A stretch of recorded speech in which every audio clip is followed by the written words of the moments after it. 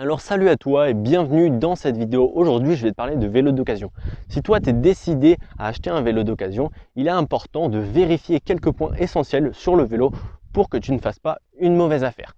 Donc, ce qui se passe si tu fais une mauvaise affaire, c'est que souvent, tu vas avoir des pièces défectueuses sur le vélo ou alors des petits pocs que tu n'as pas vus et qui pourront se transformer dans le futur en fissures sur le cadre. C'est vraiment pas ce que tu veux parce que ça va faire mal à ton porte-monnaie et aussi du coup ça va empêcher de correctement dérouler tes entraînements parce que si d'un coup ce qui se passe c'est que ton vélo il est cassé, il va falloir aller l'amener chez le mécano et du coup tes entraînements ils seront décalés, etc. etc. C'est pour ça qu'aujourd'hui on va voir tous les points essentiels à vérifier sur le vélo pour maximiser les chances de faire une bonne affaire. Alors premier point essentiel à vérifier, c'est le cadre. Déjà, tu commences déjà par ça. C'est le plus important. C'est comme le châssis d'une voiture. C'est du coup le vélo en lui-même limite le cadre. Donc, si il a un problème, ça pourra du coup affecter le reste du vélo. Donc, les principaux problèmes qu'il peut avoir sur un cadre, c'est avoir des pocs ou des fissures. Ce qui se passe, c'est que s'il y a un poc, il peut se transformer en fissure. Et s'il y a une fissure, la conséquence serait que le cadre se casse totalement en deux. C'est pas ce que tu as envie parce que tout simplement, il va falloir racheter un cadre et déjà que ça coûte super cher d'acheter un vélo. Si en plus, une fois que tu l'as acheté, tu vois qu'il se fissure, qu'il se casse et qu'il faut racheter un deuxième, ça va pas le faire. On n'a pas que ça à faire. Donc finalement, si tu vois qu'il y a un des deux, fissure ou POC, je te conseille vraiment pas de l'acheter. Ça va être un risque que tu vas prendre, vraiment un très gros risque. Même si le prix est très alléchant, très bas, personnellement, je ne te conseille pas du tout de l'acheter. Sur le cadre, un autre truc important à faire, c'est d'enlever tous les stickers qu'il pourrait avoir. Parce que, bon, on se dit, bon, le cadre, il est joli, il a des petits stickers et tout, que le propriétaire a rajouté, je sais pas, c'est soit pour faire plus beau, ou soit finalement, on peut se dire que c'est pour autre chose.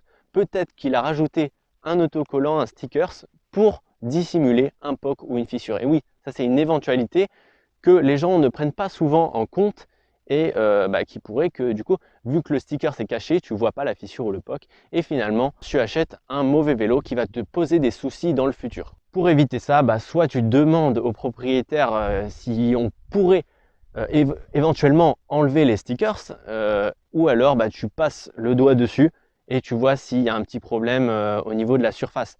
Tu comprends que s'il y a un sticker sur une partie du cadre et que finalement quand tu passes le doigt c'est lisse, souvent c'est qu'il n'y a pas de souci. Si tu passes le doigt et que finalement tu sens un petit truc, c'est peut-être qu'il y a un POC ou une fissure. Donc deuxième point à vérifier, les roues. Alors les roues, c'est pas compliqué de savoir si elles ont un problème.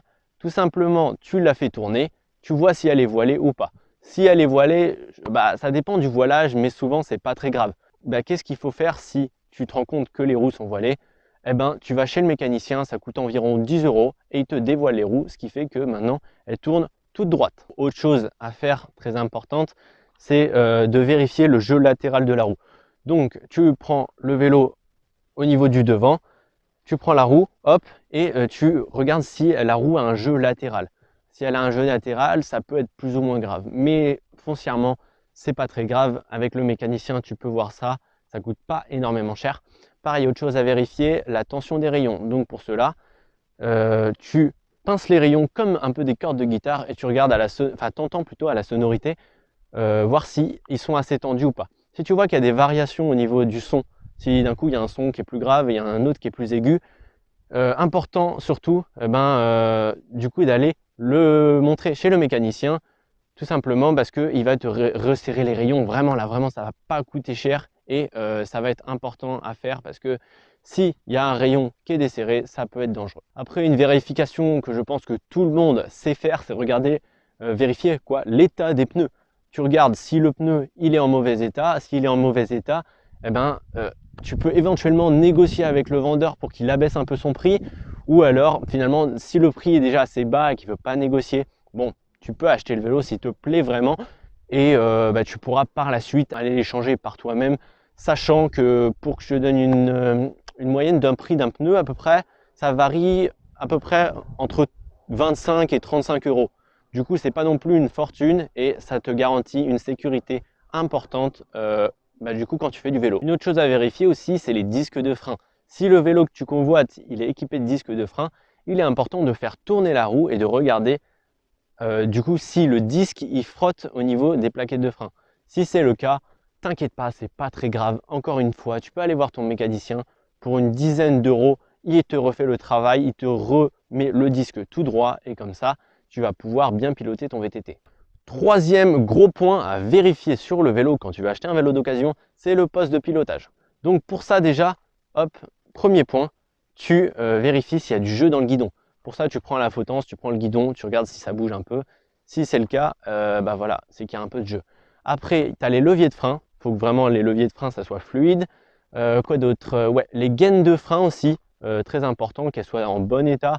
Si ce n'est pas le cas, faudra les changer plus tard. Et dernier petit truc à voir, c'est regarder si les plaquettes de frein elles touchent au niveau du disque. Si c'est le cas, c'est que, enfin, genre quand tu fais tourner la roue, si les plaquettes de frein elles touchent le disque, ça veut dire qu'encore une fois, le disque il est voilé et qu'il faudra aller le faire dévoiler. Maintenant, on passe au quatrième point majeur à vérifier, c'est les suspensions. Ça dépend déjà si ton vélo c'est un semi-rigide ou un tout suspendu. Ou alors par exemple, si tu veux acheter un vélo de route, là tu n'as pas le souci des suspensions parce qu'il n'y en a pas sur les vélos de route. Pareil sur certains vélos de ville. Là, je te parle de ça parce que ma chaîne c'est principalement dédiée au VTT. Donc la majorité des gens qui regardent cette vidéo font du VTT. Mais donc pour les suspensions, déjà vérifier les joints de fourche. Ça veut dire que si tes joints de fourche ils sont en bon état, pas de souci. S'ils ne sont pas, il faudra les changer. C'est important. Les fourches, c'est enfin les suspensions, je veux dire, c'est des pièces vraiment très complexes au niveau de la mécanique VTT. Et s'il y a un défaut dessus, il faut rapidement le faire changer pour pas que ça engendre d'autres défauts par la suite. Après, il faudra aussi vérifier que la fourche n'ait pas forcément de fuite d'huile. Comment repérer ça? Si quand tu comprimes un peu la fourche, il y a des traces noires, bah vraiment là c'est pas bon signe. Ça veut dire qu'il y a des fuites d'huile et là la fourche est éventuellement à changer. Et vu qu'une fourche ça coûte très cher, eh ben, je te conseille pas d'acheter un vélo si il y a des fuites d'huile, donc des traces noires sur les fourreaux de la fourche. Ok, après autre point intéressant à vérifier, c'est tu vérifies tous les réglages de la fourche. Si c'est une fourche typée VTT, vraiment enduro, all mountain, etc., souvent elles ont plein de réglages. Teste-les tous, tu les testes tous, tu vois s'ils marchent tous bien. Et s'ils ne marchent pas forcément bien, ah encore là c'est un mauvais signe. Là, il faudra sûrement envoyer ta fourche ou ton amortisseur chez le constructeur, soit Fox, soit RockShox, il y en a plein, voilà. Je ne vais pas dire toutes les marques, mais il faudra soit éventuellement les envoyer chez eux pour qu'ils fassent une réparation et après, ben, en fonction de leur réponse, soit eux ils les répareront ou soit ils vont diront non, l'amortisseur il est mort, il faut le changer. Donc si les suspensions d'un VTT que vous convoitez ne marchent pas vraiment, je vous conseille, c'est un conseil vraiment important à prendre, c'est de surtout pas l'acheter le vélo. Vraiment, il faut que ça soit un vélo sain, qu'il n'y ait pas de problème majeur. Alors le cinquième et dernier point à vérifier quand on veut acheter son vélo d'occasion, c'est la transmission. Donc dans la transmission, les trucs importants à regarder, c'est surtout les cassettes et la chaîne. Enfin la cassette et la chaîne. Si les dents de la cassette elles sont usées, encore une fois, le risque, bah, c'est que dans le futur, il y a une usure prématurée de la transmission. Et dans ce cas-là, il faudra changer toute la transmission et souvent ça coûte cher. Hein. Vraiment, je te mens pas, les transmissions, en fonction des marques de transmission et des modèles, s'ils sont plus haut de gamme, je sais que quand on va dans les modèles haut de gamme, ça peut vraiment monter très cher. Pareil pour la chaîne. La chaîne, si elle est en mauvais état, pareil, il faut vraiment que tu la changes au plus vite parce qu'elle pourrait dégrader l'ensemble de la transmission. C'est bien que quand tu passes les vitesses, la chaîne, c'est l'élément principal. Ça veut dire qu'elle va sur le plateau, sur les cassettes, sur le dérailleur. Donc si elle est abîmée, elle va abîmer les autres éléments. Mais du coup, tu vas te dire comment faire pour savoir si la chaîne est usée. Alors là, j'ai une petite technique personnelle. Donc c'est au niveau du plateau de ton VTT, notamment si tu es en monoplateau, c'est encore plus facile. Ça veut dire que en fait, tu prends la chaîne et tu la soulèves un peu et tu regardes si la chaîne elle dépasse de une dent, ça veut dire qu'elle est assez usée.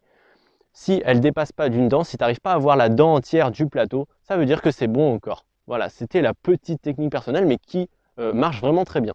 Donc concernant la transmission, j'ai oublié un petit point mais je vais te le dire tout de suite parce qu'il est très important, c'est de vérifier l'état du boîtier de pédalier. Donc pour cela, petite technique personnelle encore, tu prends la manivelle de ton pédalier, tu le lances en arrière et finalement tu regardes combien de tours ça tourne.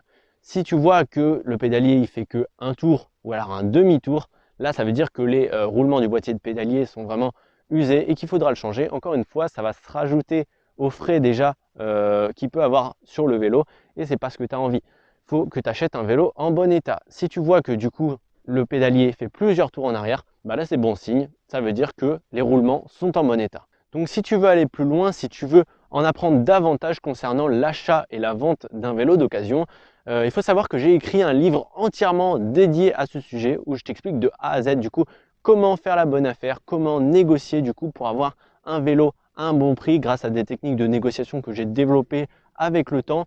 Et du coup, je t'explique tout ça dans ce livre. N'oublie pas, il y a le lien dans la description. Et sur ce, je te souhaite une bonne recherche de tes vélos d'occasion. Allez, ciao!